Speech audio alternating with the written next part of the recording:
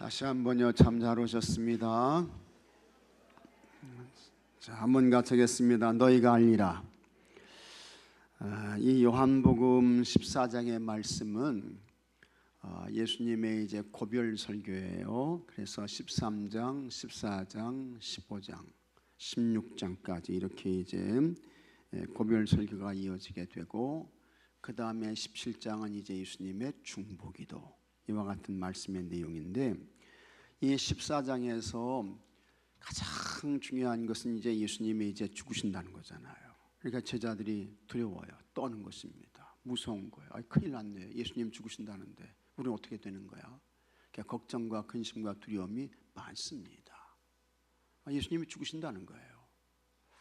이렇게 되니까 이 제자들이 걱정하고 근심하고 두려워하는데, 그때 예수님께서 이제 제자들에게 답을 주시는 것입니다. 답을 주시는데, 걱정하지 말아라. 두려워하지 말고 염려하지 마. 나는 죽는데 내가 죽는 게 아니다. 내가 다시, 예수님이 뭐 하셔요? 부활하신다는 거예요. 그런데 이 예수님의 부활이 이제 두 가지로 우리가 해석하는데, 예수님이 실질적으로 몸이 있고 영이 있으신 분으로 부활하신다는 거예요. 그래서 정말 예수님 부활하셨죠. 죽은 지 사흘 만에 무덤을 여시고 예수님 사셨어요. 예수님 부활하셨어요. 예수님 부활하신다는 거예요. 그 다음에 또 한 가지 예수님이 이제 부활을 말씀하셔요. 부활을 말씀하시는데, 예수님은 부활하신 후에 40일 동안 땅에 계셨죠.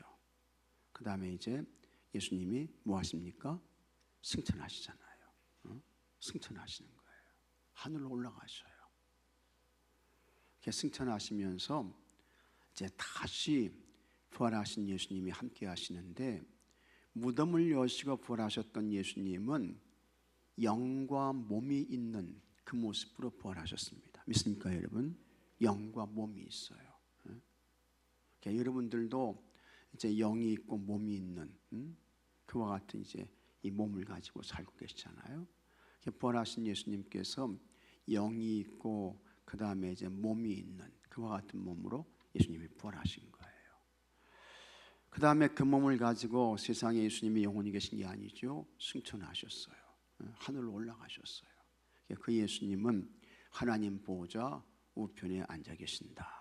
그렇게 이제 말씀하고 있고, 하나님 우편에 계시다는 그 말은 예수님께서 서 계신 게 아니고 앉아 계시다 이렇게 말씀하는데, 그 말은 예수님이 이 세상에 오셔서 이제 구원의 사역을 하심으로 예수님의 모든 구원에 관한 그와 같은 일이 이제는 끝났다는 것입니다.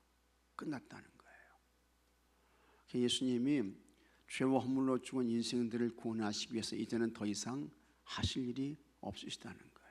그게 이제 하나님 보좌 우편에 앉아 계신다는 것과 같은 표현입니다. 자, 그렇게 이제 승천하신 예수님께서 이제 이 제자들에게 다시 부활해서 찾아오시게 되는 것입니다. 그게 무슨 사건입니까? 무슨 사건이에요? 보혜사 성령 강림이 되는 거예요. 믿으시면 아멘 하시기 바랍니다. 그런데 그 보혜사 성령님은 몸과 영으로 계셔요? 영으로만 계신 분이에요? 영으로만 계신 분이야. 믿습니까, 여러분? 영으로 계신 분이야. 그래서 그 영으로 계신 보혜사 성령님이, 이분이 다시 부활해서 우리에게 오신 거예요. 제자들이 오신 거예요.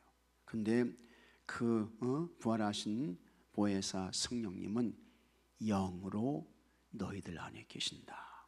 그걸 이제 이 14장에서 말씀하고 있는 거예요. 자, 그렇게 해가지고 이렇게 이제 보혜사 성령님이 이렇게 이제 오시게 되면 20절 말씀을 보세요. 그날에는, 이 말은 뭡니까? 보혜사 성령님이 너희들에게 임하시게 되면, 그날에는 같이 하겠습니다. 내가 아버지 안에. 예수님이 누구 안에 계시다고요? 아버지 안에 계신 거예요. 그러니까 예수님의 부활을 있게 하신 분이 누구셔요? 하나님이셔. 그 다음에 이 예수님을 하늘로 승천해서 끌어올리시고, 그 다음에 그 하늘에서 이 땅에 보혜사 성령님을 보내신 분이 누구셔요? 하나님이시요. 이 말은 뭐냐? 곧 예수님의 누구 안에 계신 거예요? 하나님 안에 계시고, 그 다음에 하나님의 누구 안에 계신 거예요? 예수님 안에 계시고. 믿으시면 아멘 하십시오. 그 다음에 이렇게 보혜사 성령님이 우리 속에 있는, 내 속에 있는 우리는 누구냐? 너희들은 누구 안에 있는 거예요? 예수님 안에 있는 거다. 예수님 안에 있는 거다. 예수님이 이 말씀을 하시는 거예요. 여러분들이 여러분 속에 보혜사 성령님이 계신 줄로 믿으시기 바랍니다. 그와 같은 여러분들은 누구 안에 있는 거예요? 예수님 안에 있는 거예요. 믿습니까 여러분? 예수님 안에 있는 거예요. 여러분들이 예수님 안에. 얼마나 참 감사한 거예요. 얼마나 귀한 거예요. 내가 예수님 안에 있다니. 그 다음에 그것으로 끝나는 것이 아니고 그 다음에 같이 하겠습니다. 내가 너희 안에 있다. 이걸 말씀하는 거예요. 너희들은 내 안에 있는 것이고 나는 너희들 안에 있는 거야. 그런데 내 안에 계신 이 예수님은 뭘로 계신다고요? 보혜사 성령님으로. 그 보혜사 성령님은 곧 그리스도의 영이고 뭐가 됩니까? 그리스도가 되는 거예요. 그리스도. 그래서 사도 바울이 로마서 8장을 보게 되면 그 8장에서 아버지의 영이라고 했다가 그리스도라고 했다가 그리스도의 성령으로 했다가 계속 이와 같은 이야기를 하는 것을 우리가 보게 되는데 사실은 그게 다 같은 이야기인 것입니다. 그리스도 예수님은 지금 여러분들에게 뭘로 계셔요? 보혜사 성령으로 계신 거예요. 믿습니까 여러분? 여러분 속에 그리스도가 계시다. 이 말은 누가 계신 거예요? 성령님이 계신 거야. 그 다음에 성령님이 계시다. 그 말은 누가 계신 거예요? 예수님이 계신 거야. 믿습니까 여러분? 그 다음에 내 속에 예수님이 계시고 그리스도의 영이 계시고 이 말은 곧 내 속에 또 누가 계시다는 거예요? 하나님이 계시다는 거야. 성령님이 곧 누구십니까? 하나님이야. 성령 하나님. 같이 하겠습니다. 성령 하나님. 성령 하나님. 그렇게 되는 거예요. 이게 이제 여러분 이게 신비입니다. 신비. 신비예요. 그래서 보혜사 성령님이 오시게 되면 이런 것들을 너희가 다 알게 된다라고 하는 것입니다. 성령님이 오실 때 성령님이 내 안에 계신다는 것은 예수님이 내 안에 계신다는 것이고, 그 다음에 예수님이 내 안에 계신다는 것은 곧 성령님이 계시는 것이고, 그건 곧 하나님이 계시는 것이네. 그렇게 되는 것입니다. 그 다음에 이 성령님이 내 안에 계시다고 하는 것은 내가 예수님 안에 있는 거네. 더 나아가서 나는 하나님 안에 있는 것이네. 이렇게 되는 거예요. 이게 여러분 신비죠, 신비. 성령님의 신비인 것입니다. 보혜사 성령님이 그렇게 이제 귀하다고 하는 것이고, 오늘 예수님이 말씀하시는 것은 너희들이 이와 같은 것을 알고 예수님 잘 믿어라. 그 다음에 보혜사 성령과 동행하는 삶을 살아라 말씀하고 있는 것입니다. 그 다음에 이렇게 예수님이 내 안에 계시고 내가 예수님 안에 계시고 내가 성령님 안에 있고 성령님이 내 안에 있고 그것이 곧 하나님이 안에 있는 것이고 하나님이 내 속에 있는 것이고 그런 것인데, 그런 사람들에게 나타나는 아주 중요한 증거가 있다. 확실한 증거가 있다. 그런 사람들은 성령님이 내 안에 계시고 내가 성령님 안에 있고 예수님이 내 안에 계시고 내가 예수님 안에 있고 이렇게 사는 사람들에게 나타나는 아주 중요한 그와 같은 증거가 있어. 삶에 중요한 증거가 있어. 예수님이 뭘 말씀하시느냐? 그와 같은 사람들은 예수님의 계명을 어떻게 해요? 지킨다는 거예요. 예수님의 계명, 예수님의 계명이 뭐예요? 하나님의 말씀이죠. 이와 같은 하나님의 말씀을 소중하게 여기고 그 말씀을 지키며 산다. 그걸 말씀하고 있는 것입니다. 여러분들 속에 정말 보혜사 성령님이 계십니까? 성령님이 여러분 속에 내주하고 계셔요? 여러분들은 예수님 안에 있는 거예요. 하나님 안에 있는 거예요. 여러분 삶에 아주 중요한 특징이 있는데, 그와 같은 사람은 여러분 절대로 하나님의 말씀을 무시하지 않고, 하나님의 말씀을 멸시하지 않고, 하나님의 말씀을 그냥 걷어차지 않고 팽개치지 않고, 그 말씀을 소중하게 여겨서 그 말씀, 그 계명을 지키며 사는 줄로 믿으시기 바랍니다. 여러분 자신을 확인하셔야 돼요. 점검하셔야 돼요. 나 정말 하나님의 말씀을 소중하게 여기면서 그 말씀에 나를 쳐서 복종시키고 순종하며 살고 있는가? 여러분 자신을 확인하셔야 됩니다. 그러나 그렇지 않고 아유 성령님 내 안에 계신다는데, 성령님이 내 안에 계신다는 그것은 곧 내가 예수님 안에 있다는 것인데, 하나님 안에 있다는 것인데, 그러면서 하나님의 말씀을 듣지 않습니다. 하나님의 말씀에 순종하지 않아요. 하나님의 말씀에 여러분 인생을 맞추지 않습니다. 그러지 않고 그 말씀을 가져와 가지고 여러분들이 편리한 대로, 유익한 대로, 여러분들이 하고 싶은 대로 해석하고 이용하고, 그렇게 되면 그 사람은 뭡니까? 그런 사람들은 다 뭐가 되는 거예요? 이단 되는 거예요. 이단 되는 거야. 이단이 다른 게 아니에요. 그냥 자기 좋은 대로, 자기 편한 대로, 자기 좋을 대로 하나님 말씀을 갖다 붙이고 해석하고 그런 거 아니겠습니까? 요즘 우리가 사는 그와 같은 세상이 아주 요상한 세상이 되었습니다. 아주 이상한 세상이 됐어요. 그러나 여러분, 성령의 사람은 그게 아니라는 거예요. 성령의 사람은 성령님이 내 안에 계시다. 이 사람은 하나님 안에 있는 사람인데, 이와 같은 사람은 반드시 하나님의 말씀에 자기를 맞추고, 믿습니까 여러분? 그 말씀에 자기를 쳐서 순종하고, 믿습니까 여러분? 그 말씀을 쫓아가는 거예요. 그 계명을 지키며 사는 거예요. 그 사람이 진짜 성령의 사람이다 라고 하는 것을 예수님께서 말씀하시고 있는 것입니다. 자, 이와 같은 것을 잘 이해하면서 오늘 말씀을 한번 여러분 같이 보도록 하겠습니다. 자, 여기 20절 말씀 한번 같이 읽어보겠습니다. 그날에는 내가 아버지 안에, 너희가 내 안에, 내가 너희 안에 있는 것을 너희가 알리라. 이걸 잘 아셔야 돼요. 잘 알고 그 다음에 성령의 사람답게, 하나님의 거룩한 성민답게 살아야 되는데, 그것은 하나님의 말씀, 하나님 계명에 순종하며 지키며 사는 거예요.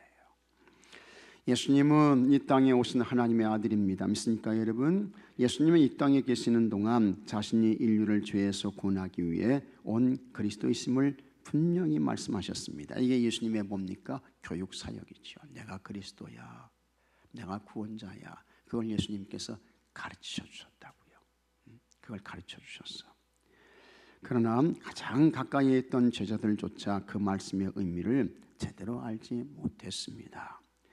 그리스도인은 예수님이 누구신지 알고 분명히 고백하는 사람입니다. 맞죠? 자, 그러면 예수님을 알려면 어떻게 해야 합니까? 첫째, 예수님 안에 거해야 합니다. 예수님은 내가 아버지 안에, 너희가 내 안에, 내가 너희 안에 있는 것을 너희가 알리라. 이렇게 이제 말씀을 하셨습니다. 이런 모든 것들을 알려주시는 분이 누구예요? 보혜사 성령님이야. 이 성령님이 가르쳐 주셔야 돼. 알려주셔야 돼. 그 다음에 이 성령님께서요 믿어지게 하셔야 돼.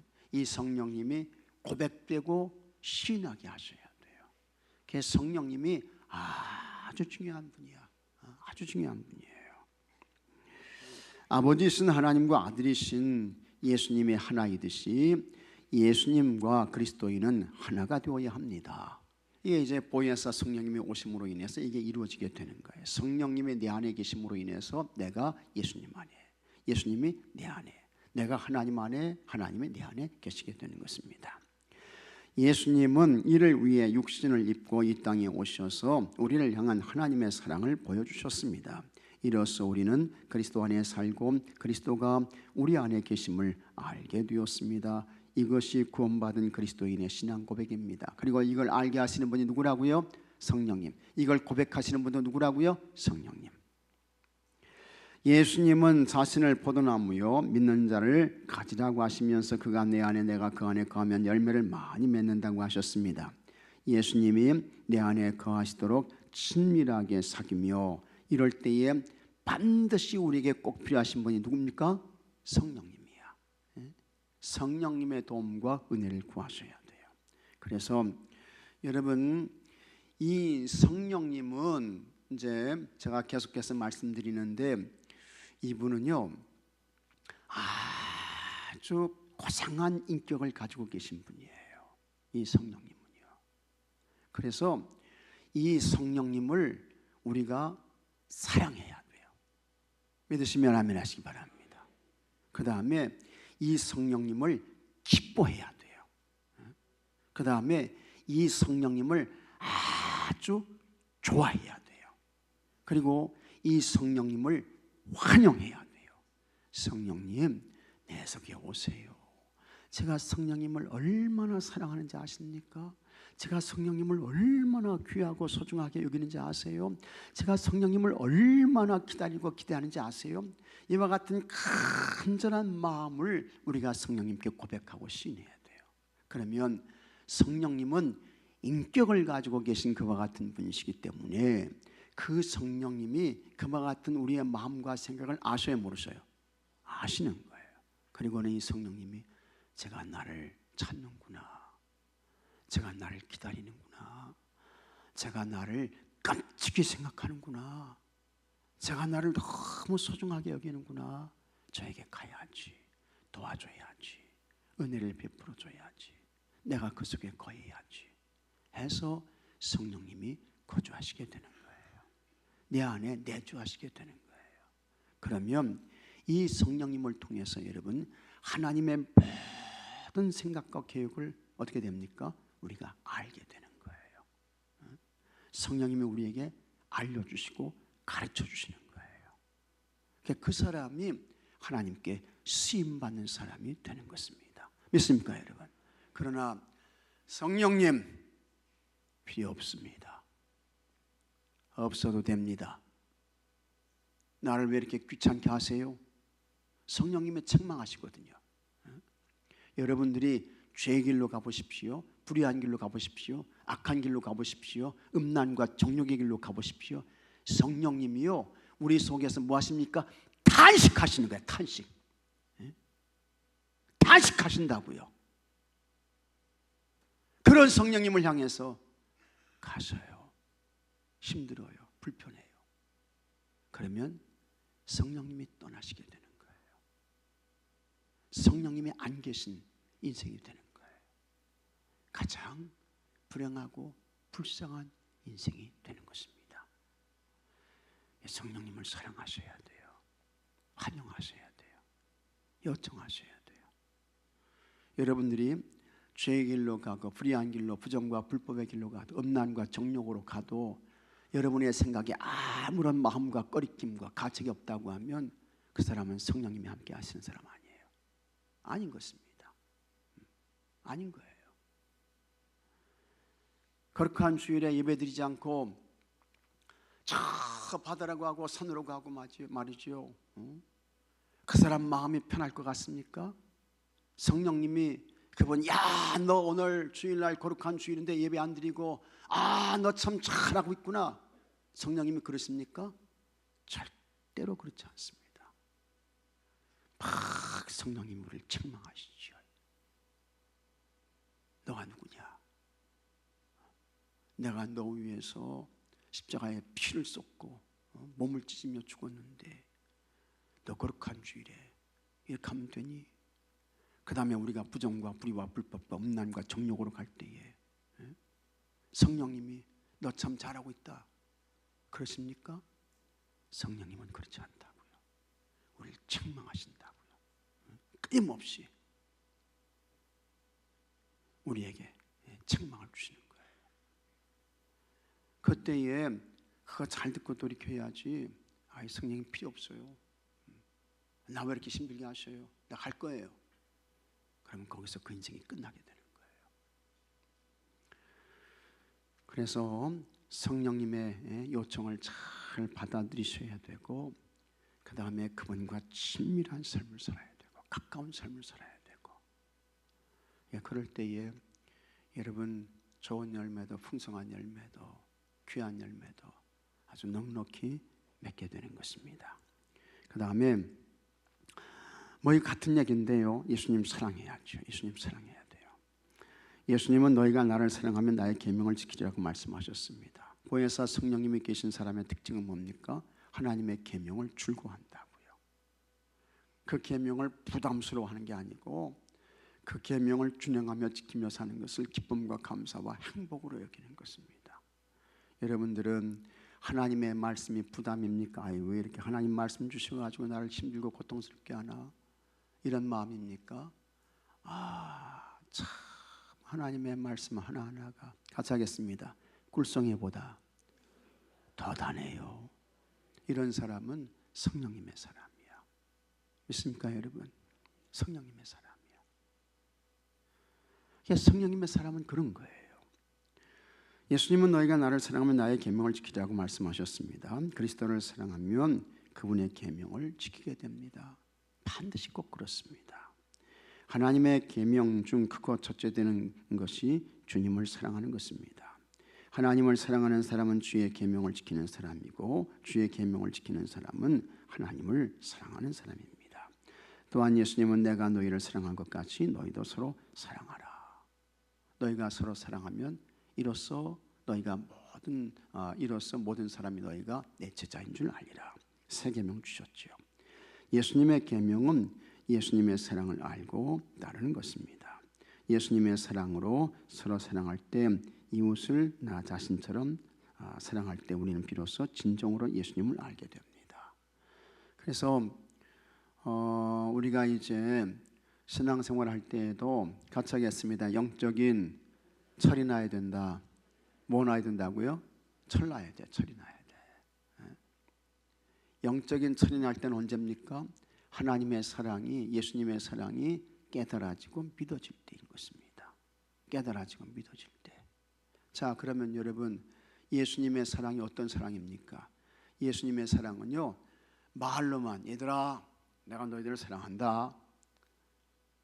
말로 하는 사랑은 누군 못합니까? 말로 하는 사랑은요. 나 교회 사랑해. 말로는 누군 못합니까? 그건 소용없는 거예요. 예수님은 얘들아 내가 너희들 사랑한다 말로 끝나신 분이 아니야. 말로. 예수님은 십자가의 고난의 쓴자를 여러분 받고 싶었어요? 피하고 싶었어요? 피하고 싶었죠.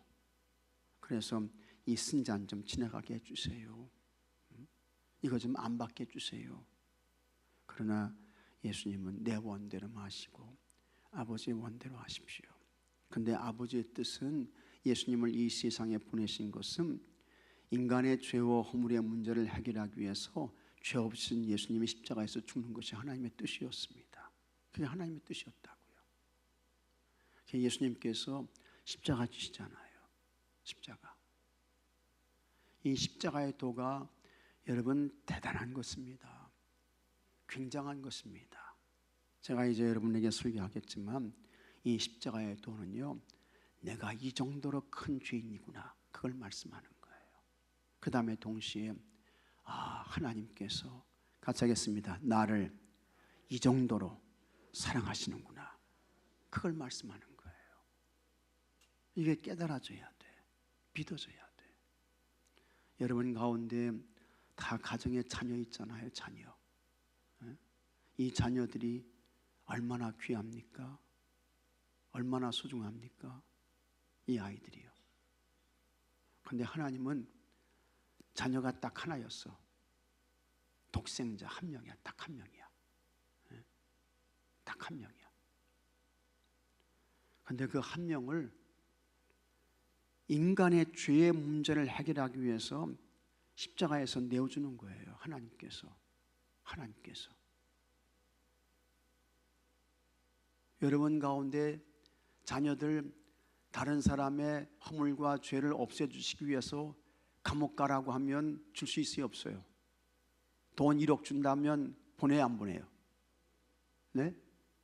조금 더 써볼까요? 그럼 50억 주면 보낼 거예요? 감옥 보낼 거예요? 빨간 줄 올라가게 할 거예요? 50억 준다 해도 조금 더 쓸까요? 100억까지 한번 써볼게요. 보낼 거예요, 안 보낼 거예요? 안 보내죠. 빨간 줄 올라가 범죄자 올라가는 거야. 근데 예수님은 빨간 줄 올라간 그 정도가 아니에요. 그냥 십자가에서 죽어 사형당하는 거야. 십자가 처형당하는 거야. 이와 같은 하나님의 사랑을 알 때에 그 사람이 영적인 철이 나는 사람이고요, 그때부터 그 삶이 주님께 드려진 삶이 되는 거예요. 이거 알지 못하게 되면 50년, 100년 예수님 믿었어도 드리는 삶이 안 되는 거예요. 주님 위한 삶이 안 되는 거예요. 그 사랑을 우리가 알아야 되는 거예요. 하나님의 사랑을.